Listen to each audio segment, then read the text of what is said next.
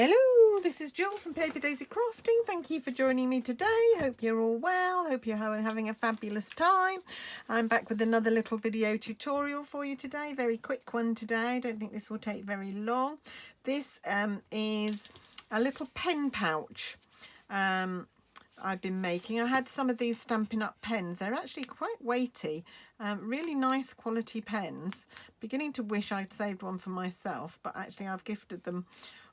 I'm gifting them to my customers as their little handmade packaged gift. I'm not quite sure when this video is going out, but I'm hoping it will be after I've sent them off at the beginning of September. So hopefully they will receive this before they see this video. Anyway, I had several of these pens. And I've also got some other Stampin' Up pens, so I might not have quite enough of these white ones, but I've got other Stampin' Up pens that I can use. And I just thought I'd show you how I made this little pouch for them. Very, very easy to do. I've used the perfectly penciled papers, which are all black and white. So they have sort of a graphic pattern on one side and then a floral pattern on the other side. I'm using the graphic side today. And it's a 6 by 6 inch sheet of paper, 15 centimeters by 15 centimeters, and what we're going to do is we're going to score at 1.5 inches,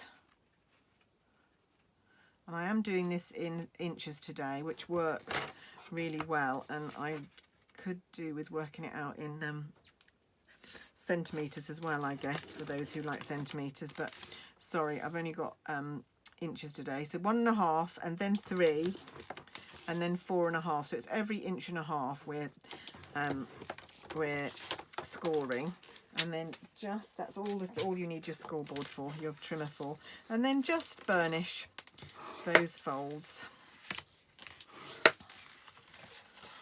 And if you're like me, also go around the edge of your paper if you cut it with your trimmer, because you won't like that lip that you've got on it. So this is not directional paper. If you're using directional paper, make sure that the paper sits like that, because this is the way up it's going to be. You don't want it to be like that. Right, then what you're going to do is you're going to take this top left hand corner and you're going to fold it so that it aligns with that middle line. It's very difficult for you to see the lines on the video, I appreciate, but just believe me, that's the middle score line, and you just bend over the corner there. Give that a really good burnish, make sure that's laying flat, and then you take this corner and you fold this one up to the first score line, so that's a much smaller triangle that you're forming there. And then the last one, you just do the same, so to this first or the last score line, and just line that up there,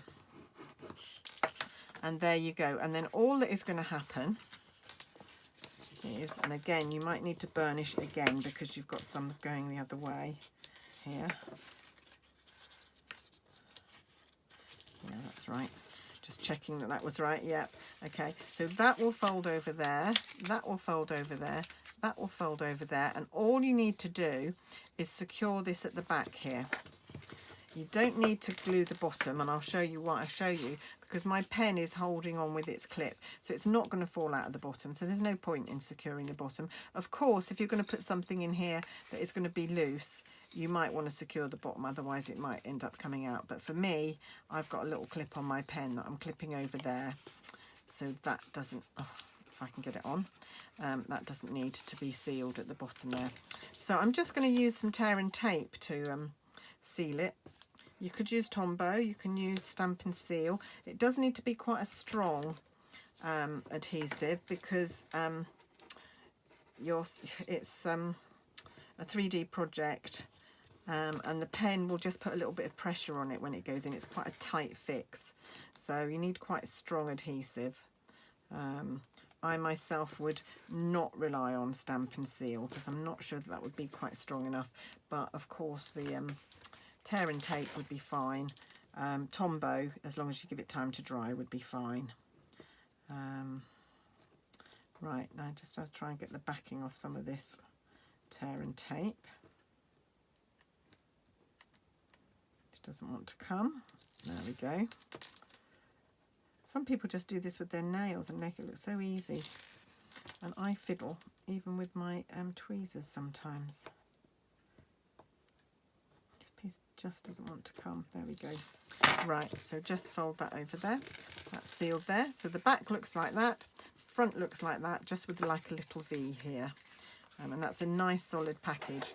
And then all you need to do is pop your pen in and clip it on. And then just to finish, I didn't do a lot of decoration on mine. Of course, you could pretty yours up however you like. I'm just going to do a sign here that says just for you, because these are going, like I said, these are going to my customers. So I'm going to take a piece of cardstock and my embossing buddy. There we go. And then I am going to, now the stamp that I'm using is from Celebrating You, and it's this one, Just For You. So I'm just going to take that out of the pack. Just For You, there we go. Find a block to put it on. I think it'll fit on this one. There we go. And then find Versamark. And I'm actually going to do two. So I'm going to show you an alternative way of putting it on your package. So there's two. Of course, I've done a lot more of these because I sent them out to my customers. But just two for today. There we go. Right, you can see where my embossing, but I think that's because I pushed the stamp on here first of all. And so you can see where the embossing powder is stuck. So just take a paintbrush, just carefully give it a bit of a blow. And then you just get rid of any random specks, which just makes it look better. Right, I just need to bring my heat gun in for a couple of minutes. Just heat this up. I hope you can still hear my voice over this. Oops, it's in a bit of a knot. There we go. Right, and let's just wait for the magic to happen.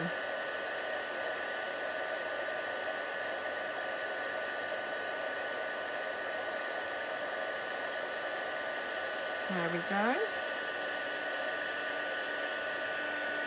And the second one.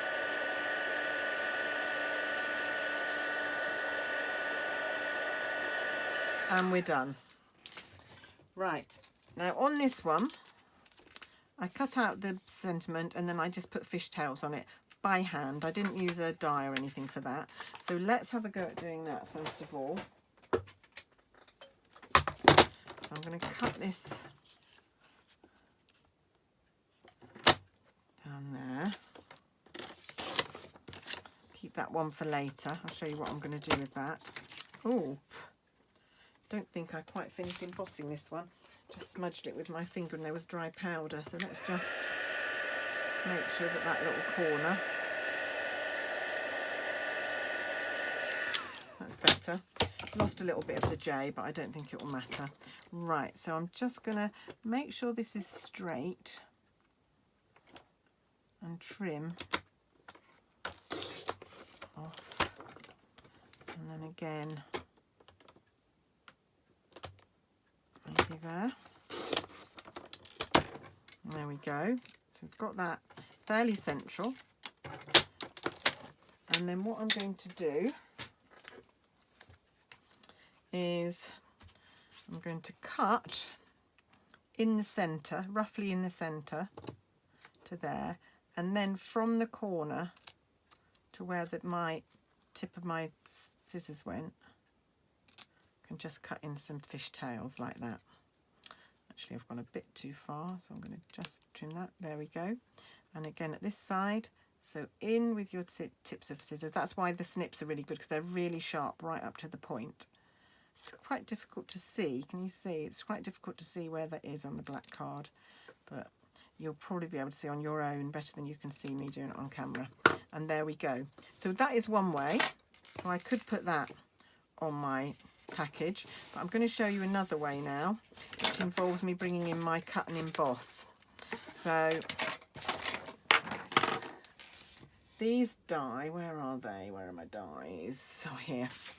These are our cracker and treat box dies, and they come with all sorts of labels, and this one is particularly nice because it's got embossed dots all around it, so it's a bit like a stitched die, but it's not stitching, it's dots, and it fits exactly this message, this greeting, so I just thought that would be quite nice to use. So just position that wherever you think. Use a bit of washi tape to hold it in place. And just because I've got my big die cutter here to hand, I'm going to use that rather than my mini, but of course the mini would do. But I just happen to have, oh, that's moved, hasn't it? That looks like it's, oh no, I can see it's because the J's got to fit. Right, and just push that through. And then you've got a lovely label with just some detailing around it, which is rather cute. And again, that can just mount on our package. So there's our package, and I'm going to use that one to mount it. So need some dimensionals.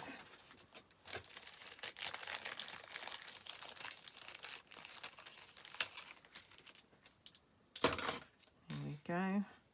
So like so. I'm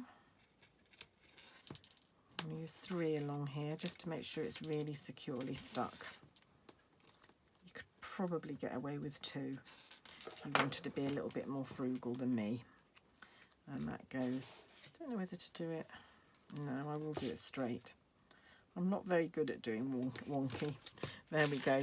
And that's it. So all of these will be zipping out to my customers. So if you'd like to get a little gift like this with just for ordering from me, then do place an order in my shop and look forward to whatever I send you next month. Sometimes it's a sweet treat, chocolates. Sometimes it might be post-it note holder or a notebook, or I try and vary it month to month so you don't get the same thing too often. But anyway, that's it from me today. Hope you've enjoyed my little video. Very quick one today. Like I said, very easy to do, but a nice little gift if you need to. Be nice little stocking fillers at Christmas. You could buy some pens and just wrap them like this. Anyway, that's it from me today. Everything used is listed below, so click on the links if you'd like to see anything in more detail, or contact me to ask me about anything. I'm always happy to answer queries. There's also a link to my blog where I'll put some more pictures of these, so that if you want to have a closer look, you can. Thanks so much for watching today, and I'll be back really soon. Bye.